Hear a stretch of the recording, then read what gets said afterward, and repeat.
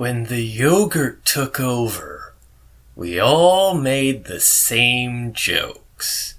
Finally, our rulers will have culture. Our society has curdled. Our government is now the cream of the crop, and so on. But when we weren't laughing about the absurdity of it all, we looked into each other's eyes with the same unasked question. How did we ever get to the point where we were, in fact, ruled by a dairy product? Oh, as a matter of record, we knew how it happened. Researchers at the Adelman Institute for Biological Technology in Dayton had been refining the process of DNA computing for years.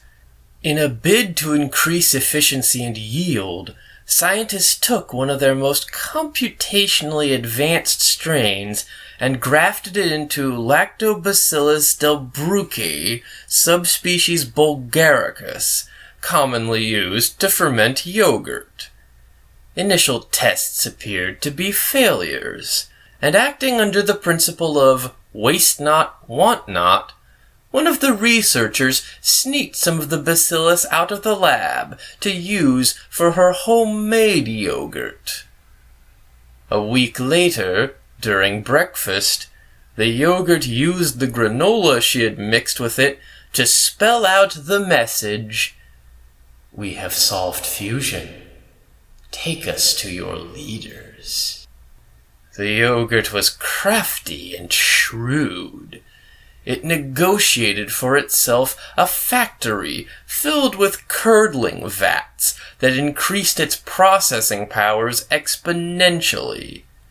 Within weeks, the yogurt had declared that it had arrived at solutions to many of the country's problems. Energy, global warming, caring adequately for the nation's poor while still promoting the capitalist system. It let us know just enough to let us know just how much more it knew. "Share your answers with us," the government said. "We need payment," the yogurt said. "What would you like?" the government asked.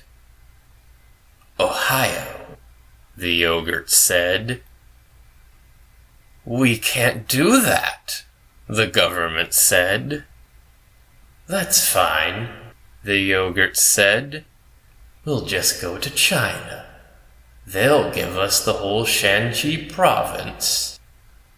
Within a year, the yogurt had a century-long lease on Ohio, with the promise that it would respect the human and constitutional rights of those who lived within its borders, and that it would let the U.S. handle its foreign affairs.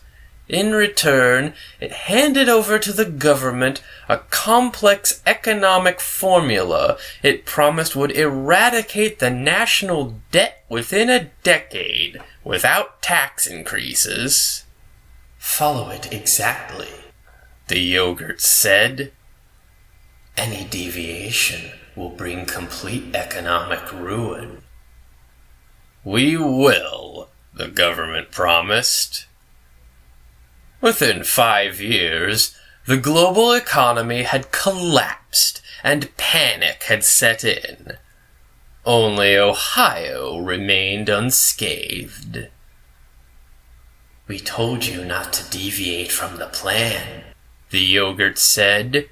Its factory now stretched along the banks of the Miami River in Dayton for 2 miles.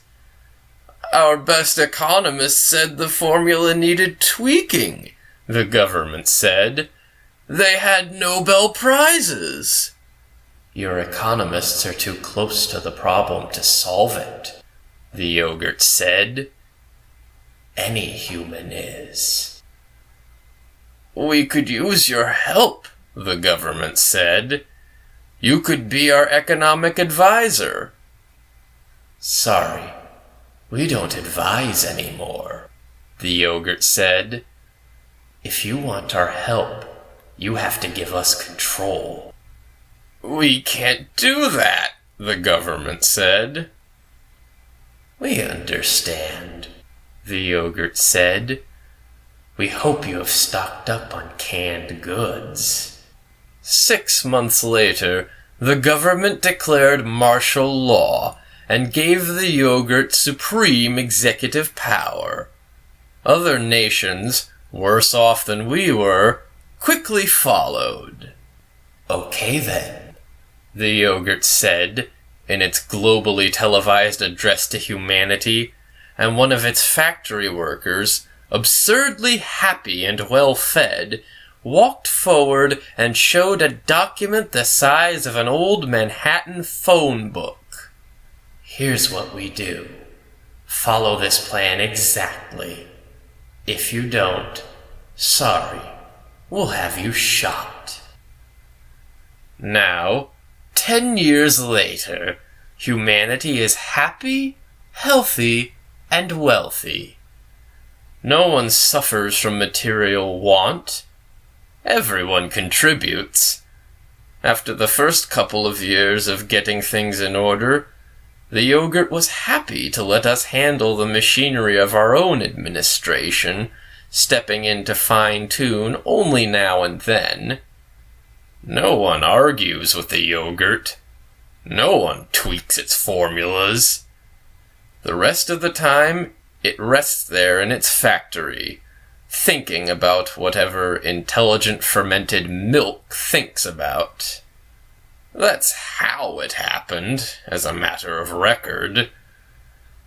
But there's another how, as in, how did humanity jam itself up so badly that being ruled by breakfast food not only made sense, but made the best sense possible?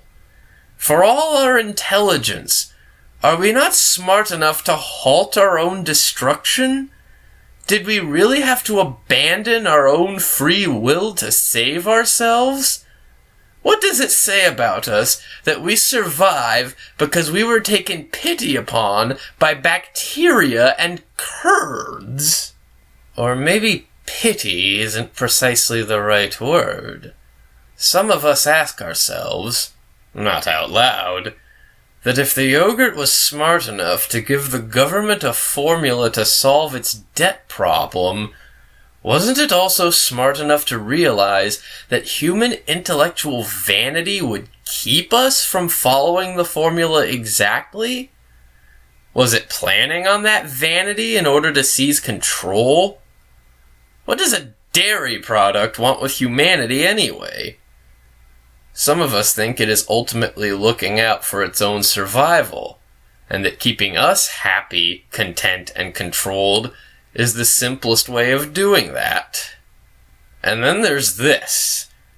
In the last several weeks, the yogurt has initiated several space launches. More scheduled. And in low orbit, something is being built. What is it? We have asked. Oh, nothing, the yogurt said. Just a spaceship design we've been thinking about. For a moon landing? We asked. For starters, yes, the yogurt said. But that's not the primary goal. Can we do anything to help? We asked. No, we've got this, the yogurt said, and then it would say no more about it. Life from Earth is going to the stars. It just may not be human life. What happens if the yogurt goes to the stars without us? What happens if it goes and leaves us behind forever?